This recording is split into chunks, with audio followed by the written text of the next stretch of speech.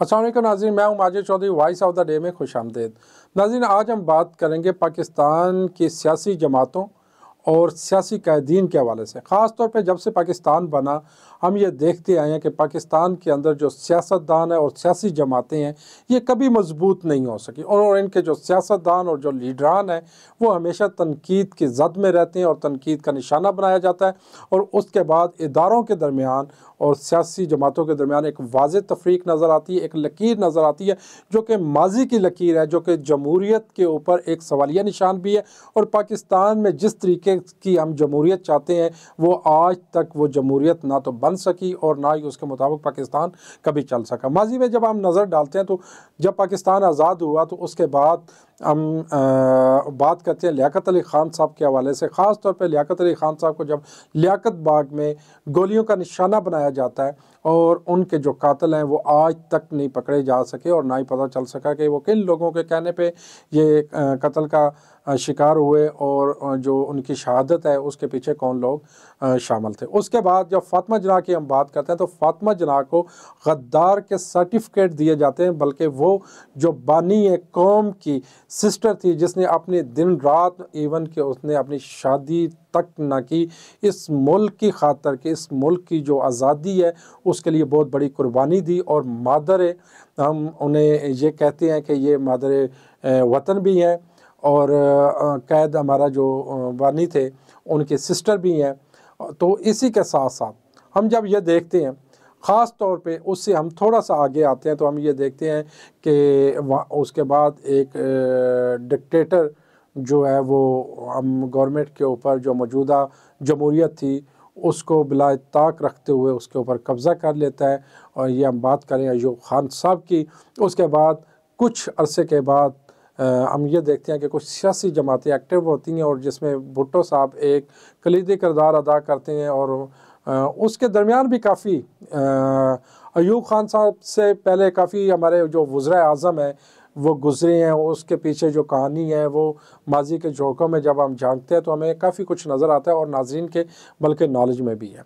तो जब भुट्टो साहब की जमात इक़्तिदार और दूसरी तरफ मुजीबुर रहमान साहब को जब हम देखते हैं तो ये काफ़ी एक वाज़ेह पार्टियां दो नज़र आती हैं।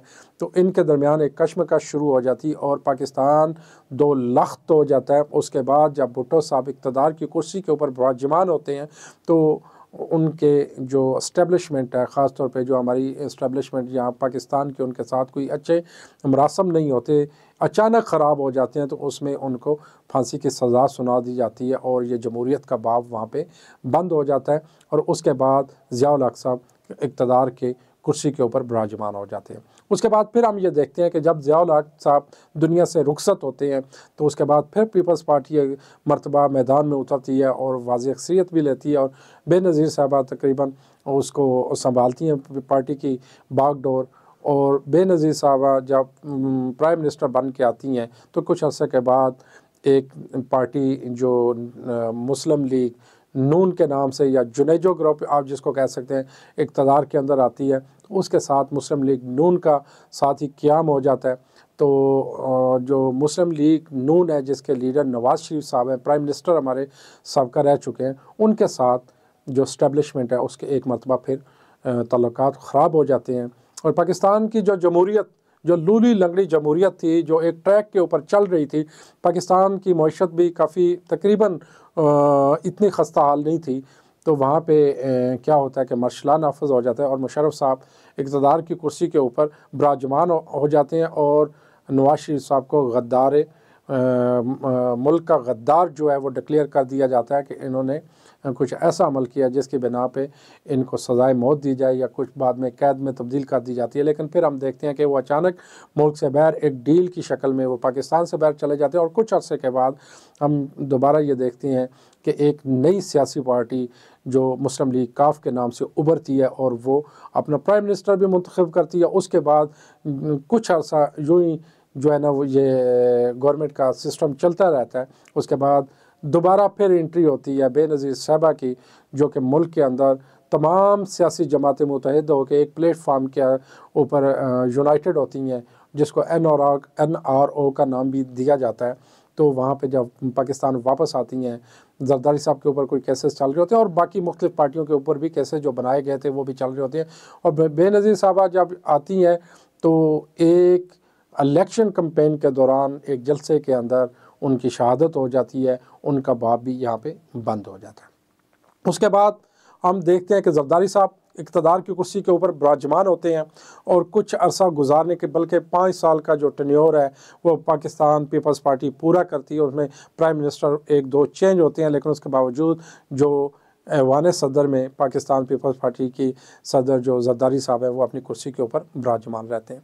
उसके बाद फिर मुस्लिम लीग नून इक़्तिदार के अंदर आती है, नवाज शरीफ साहब मैदान में आते हैं और मुस्लिम लीग नून अक्सरियत के साथ ये जीत जाती है इलेक्शन और प्राइम मिनिस्टर दोबारा एक मरतबा फिर तीसरी मरतबा नवाज शरीफ साहब बन जाते हैं। और नवाज शरीफ साहब प्राइम मिनिस्टर बनने के बाद हम ये देखते हैं कि फिर इस्टेब्लिशमेंट के साथ उनके ताल्लुकात ख़राब होना शुरू हो जाते हैं और वो अपने 5 साल नहीं पूरे कर पाते, उनको सज़ा हो जाती है, जेल के अंदर बंद कर दिया जाता है, उनकी बेटी को बंद कर दिया जाता है और बाकी जो सियासी पकड़ धकड़ है वो शुरू हो जाती है। अब उसके बाद एक नई पार्टी उसी दौरान इलेक्शन अनाउंस होता है और नवाज शरीफ साहब जो मुस्लिम लीग नून के कैद हैं वो जेल के अंदर बंद होते हैं। तो एक नई पार्टी जो कि अरसा दराज से स्ट्रगल कर रही थी, पाकिस्तान तहरीक इंसाफ, उनकी हुकूमत बन जाती है और प्राइम मिनिस्टर इमरान खान साहब बन जाते हैं। और इमरान खान साहब, ये कहा जाता है कि माजी की जितने भी सियासतदान थे, जितनी भी सियासी गलतियाँ हुई हैं,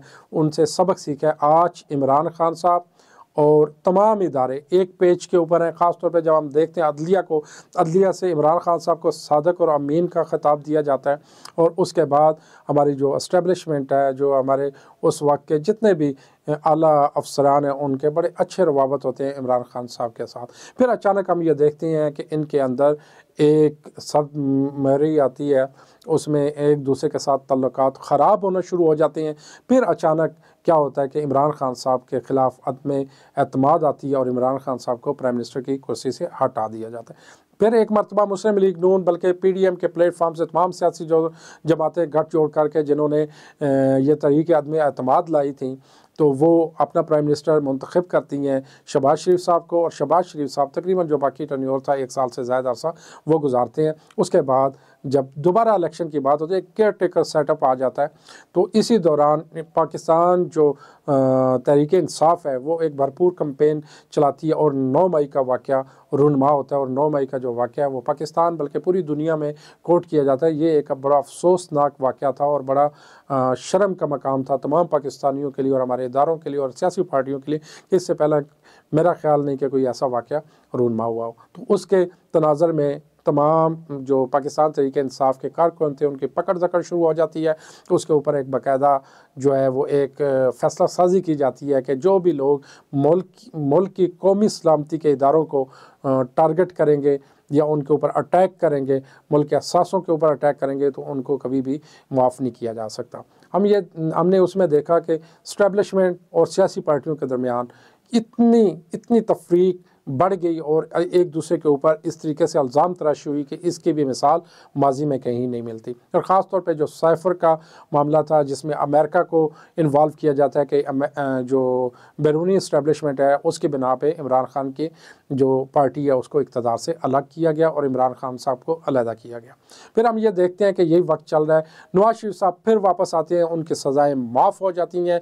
उन्हीं कोर्ट्स ने जिनने उनको सज़ाएँ दी थी उनसे वो दोबारा क्लियर हो जाते हैं और मौजूदा जो इलेक्शन है उसके अंदर वो लीड करें। और इमरान खान साहब जिसको कल सज़ा हो चुकी है, मज़ीद भी और कुछ जो है ना वो उनके ऊपर केसेस जो है उनमें फ़ैसला मुतवक्के है जिसमें कुछ और लीडरान भी होंगे। इमरान खान साहब और शाह महमूद कुरैशी साहब इनका तकरीबन अब बाब बंद कर दिया गया है, लेकिन पाकिस्तान की सियासत में कुछ मुस्तकिल नहीं होता, कुछ कहा नहीं जा सकता कि आने वाले वक्त में हो सकता है कि दोबारा इमरान खान साहब इसी इक़्तिदार की कुर्सी के ऊपर विराजमान हो और बाकी जो जमात जितनी भी पार्टी हैं हो सकता है कि वो जेल की सलाखों के पीछे हों। लेकिन इस सारे टेन्योर के अंदर आज का ये जो प्रोग्राम था, ये जो बात करने का मकसद था कि हमने पाकिस्तान को कितना नुकसान पहुँचाया, इस रस्सा कशी के अंदर हमने इदारों को कितना नुकसान पहुँचाया।